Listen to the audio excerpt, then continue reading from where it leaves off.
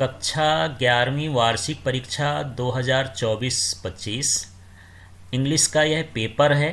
इसमें हम do as directed और फिल इन द ब्लैंक्स के प्रश्नों के उत्तर को देखेंगे और इसके बाद में आपको इसका फुल वीडियो भी मिलेगा। तो चलिए देखते हैं।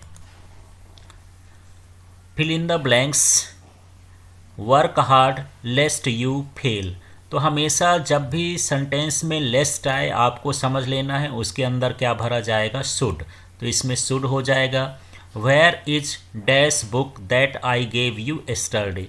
तो ये स्पेशल बुक है जिसे ये मांगना चाहते हैं, तो यहाँ पर स्पेसिफिक बना दिया गया है, इसलिए यहाँ पर ये सही होगा द।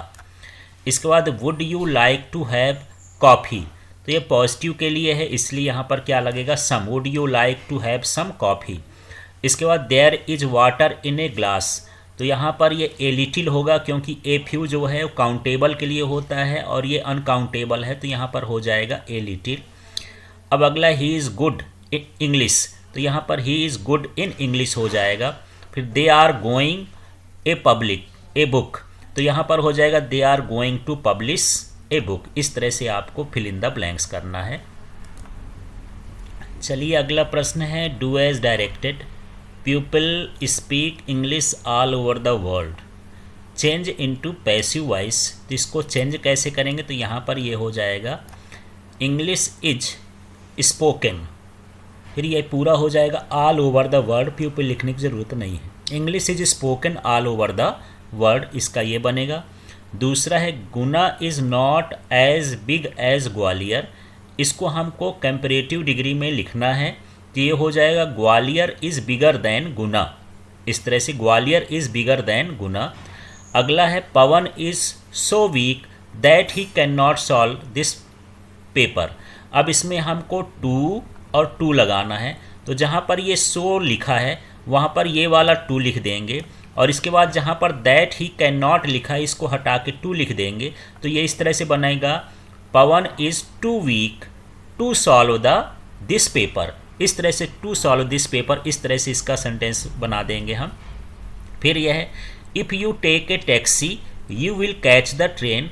अब यहाँ पर हमको अनलेस यूज करना है, तो इसको कई तरह से बना सकते हैं। फिलहाल इफ़ को हटाएंगे, उसकी जगह अनलेस लिख देंगे। Unless you take a taxi you can not catch the train.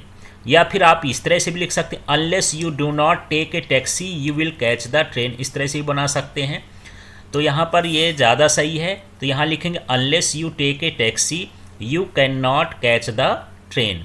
अब यहाँ पर he gets up as soon as the sun rises, हमको नो सूनर का प्रयोग करना है। तो यहाँ से उठेगा ये, तो ये हो जाएगा नो सूनर, और नो सूनर के बाद हमको डज भी लगाना है। तो no sooner does the sun rise, और जब डज लगेगा तो इसमें यस नहीं लगेगा, इसके बाद देन लगाना है। तो नो सूनर, इसके बाद does the sun rise then he gets up. इस तरह से सेंटेंस बनेगा। अगला है the earth round the sun. तो अर्थ जो है ये सिंगुलर है, तो यहाँ मूव्स हो जाएगा। यहाँ हमको करेक्ट वर्ब फॉर्म लिखना है, तो the earth moves round the sun. इस तरह से यहाँ पर इसका डू एज डायरेक्टेड होगा। यदि इसमें डाउट हो पाँच वाला तो मैं यहाँ पर नीचे लिख देता हूँ। तो एक बार इसे देख लीजिए, he gets up as soon as the sun rises. तो एज सून एज की जगह हम क्या लिखेंगे, नो सूनर।